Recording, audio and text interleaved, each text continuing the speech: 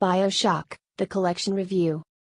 BioShock was one of the standout series of previous console generation, and the games fused political and philosophical thought with over-the-top action as you set deranged drug-addled foes alight with fire from your fingertips.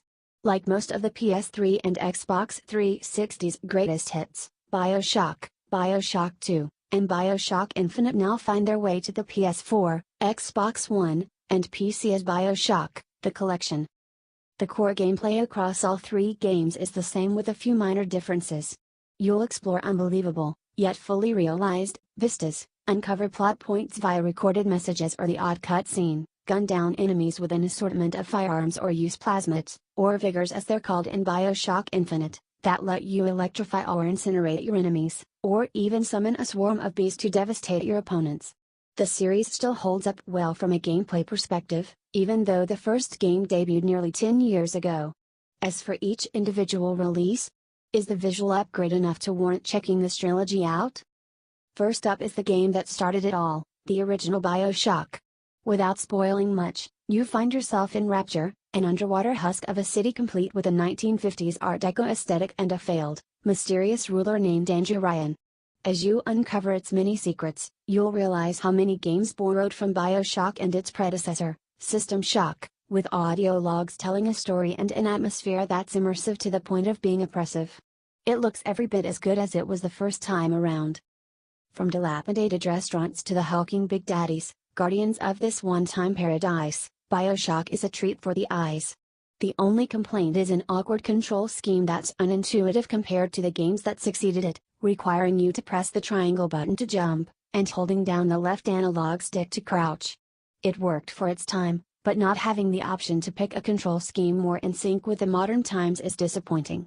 However, it's the only game from the three that lets you toggle field of view, FOV, to increase depth, though again the implementation is a little odd, as most games instead offer a slider to allow users to select the FOV they are most comfortable with.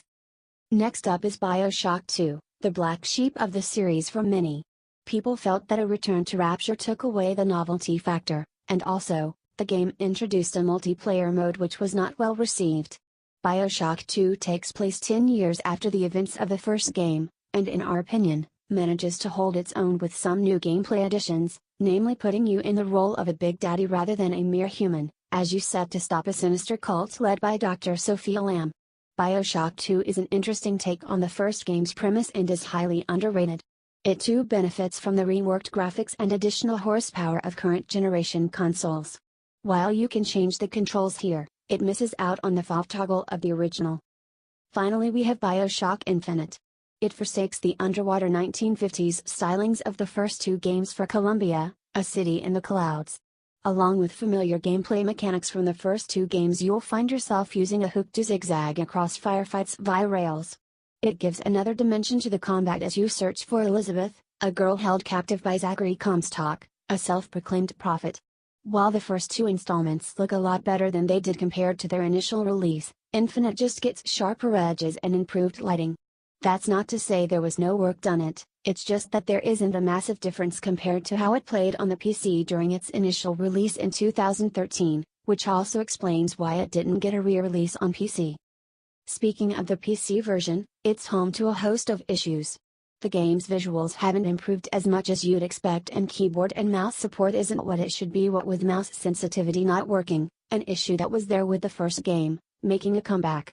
It doesn't help matters that both BioShock and BioShock 2 are missing options such as field of view and advanced graphical settings which are expected for a modern PC release, though 2K claims it will release an update to fix these problems. On all platforms, the frame rate dips below 60 frames per second every now and then, even on our GeForce GTX 1060 powered PC. Despite all of these issues, 2K has packed in a host of extras with BioShock, the collection. These include all the downloadable content, DLC, from the games and commentary featuring series creator Ken Levine. BioShock 2's multiplayer mode is missing, which should surprise no one considering the number of people who played it was pretty much zero. If you have a PS4 or Xbox One, BioShock, the collection is the best way to experience the series if you never played them before. For existing fans on consoles, it's a convenient compendium for a series that's begging for a new entry.